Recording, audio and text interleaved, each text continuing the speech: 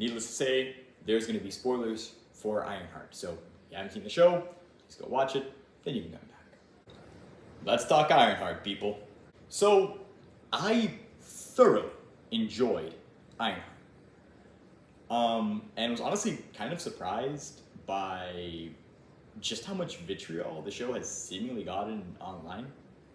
Now, granted, a lot of that vitriol has come from a certain corner of the internet that, it's kind of expected that they wouldn't like this show. But watching it and seeing, honestly, just how good it was, not that it blew me away or anything, but it was a solid time that I enjoyed more and more the more I watched it, and it kind of came together really nicely.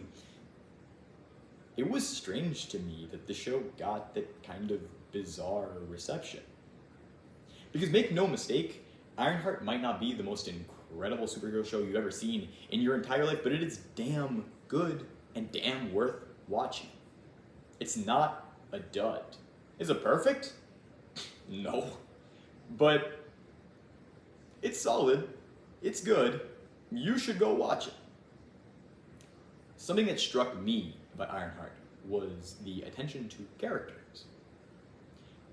A moment like Riri on, the grass, having like a picnic with her best friend and them kind of connecting works. A moment like her dead best friend reincarnated as AI, showing her video of her past works. These moments where the show tries to go for emotion with the protagonist works, because the show is genuinely interested in making you feel for Riri. And keep in mind, I don't blindly enjoy everything Marvel puts out.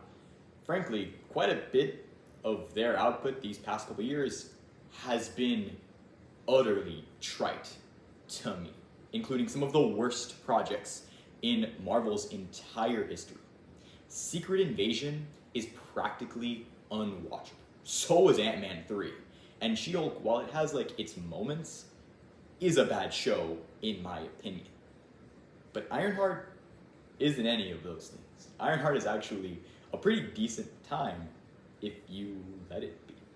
I thought the Hood was pretty cool too, and I thought that the way that the Hood and Riri are contrasted is pretty interesting. I liked her suit. Well, I liked her suit in general.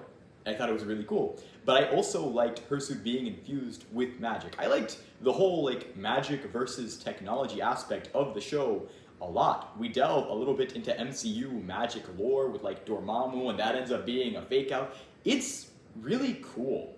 It's enjoyable stuff. And to me, it kind of feels like taking the Iron Man part of the MCU, which obviously isn't really going to deal with magic, and those previous Iron Man installments, and moving it forward in a relatively interesting way. Having an Iron character deal with magic in this way and having that be such an integral part of the storyline, to me feels like taking the franchise in an interesting new direction. We get to see cool new stuff. We get to see basically an Iron Man suit infused with magic. We get to see Ironheart, the show, tackle magic stuff. We basically get the plot of Doctor Strange 1 explained to us with Caecilius and Dormammu and all that cool stuff. I really enjoyed that. I thought that was solid. That was fun to me. That was really cool. The Hood in general, I feel he's good, and his little ragtag group, they're fun to watch.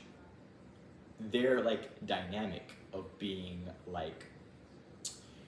people who have struggled and who are deemed undesirable by society, and them all coming together and forming a sort of found family works. It makes sense why they would all team up. It makes sense why they would work together with the Hood. I also really liked the Obadiah Stane, Zeke Stane stuff. That was cool. Zeke was my favorite character. I didn't know where that plot point was going, but I really liked it.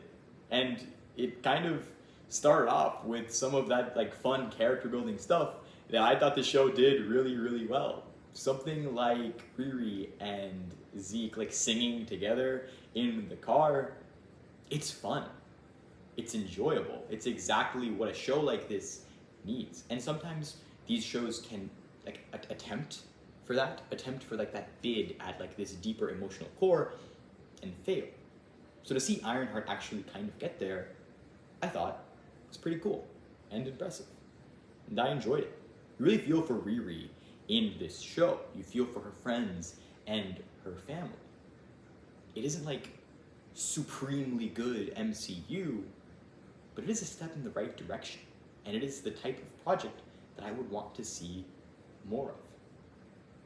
We're so deep into the MCU and so deep into this rabbit hole before they eventually just reboot everything that like you can have Ironheart, a show that seemingly has like nothing to do with Doctor Strange 1, and like Dormammu is kind of important here. Like magic is important. We're name dropping stuff like that. That's pretty cool, and it feels pretty rewarding. It feels like we're building out the continuity in interesting ways, and it feels like we're genuinely moving things forward. Stuff like this helps the MCU not to feel like a bunch of side quests after like the main mission is done, like a lot of Phase 4 and 5 have felt like. I just want them to make good shows, and I feel like here they actually did that. It's just also cool seeing an Iron Man suit in action, in play.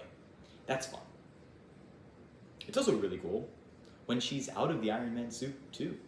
There's quite a couple of sequences where Riri has to use her environment because for whatever reason the Iron Man suit is out of commission, and she has to like escape a dangerous situation. And Riri has not been trained in any sort of combat. She doesn't know how to fight. So when she's going up against these like opponents that do know how to fight, she has to like grab glass and smash it or just try to run away. And at certain points she's injured, let's say, in the leg. That honestly sort of reminded me of Iron Man 3, but obviously in sort of a different way. The point of Iron Man 3 is Tony Stark realizing that he is Iron Man himself. He doesn't need the suit. And while this wasn't necessarily like that heavy-handed with it, like we're not going like exactly right into Iron Man 3 territory, it was still interesting to see Riri have to be a hero, or at the very least have to escape danger without the suit, without having to rely on it all the time. They did more than once, which I thought was pretty interesting and cool. And I thought that it was interesting as opposed to Tony Stark, who it's shown that he like builds, like homemade like weapons and stuff to be able to not have to use the Iron Man suit. Riri is put in a situation where she doesn't have prep time, and so she has to like think right on her feet. All in all, really interesting stuff, cool stuff. I enjoyed it. I really liked this show. I thought it was good. So, yeah. Ultimately, don't listen to the absolutely insane amount of backlash from certain corners of the internet. Whether or not you like the show ultimately is going to be up to you, but I have a hard time believing that anyone would watch this show and really think of it as like genuinely terrible or atrocious.